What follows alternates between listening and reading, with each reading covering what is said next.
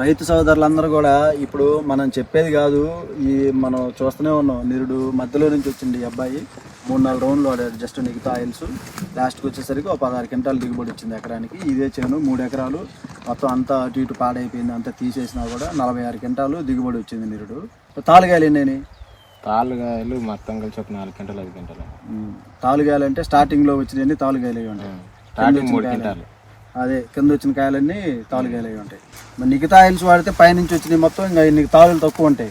అప్పుడు కింద కాపు వచ్చి ఉంటుంది కదా, ఎంతో కొంత వాటిలోనే తాలు అవుతాయి. సరే ఈ సంవత్సరం ఒక పని చేయబ్బా నువ్వు. ఇప్పుడు ఇది 3 ఎకరాలలో 1 ఎకరం మన మిగతా ఆయిల్స్ కంటిన్యూస్ వాడుకో.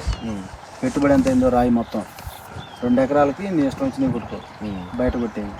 దిగుబడి ఎంత వచ్చింది, పెట్టుబడి ఎంత అయింది, 2 లెక్కేసి మళ్ళీ మార్చి నెలలో నీతో మాట్లాడతారు.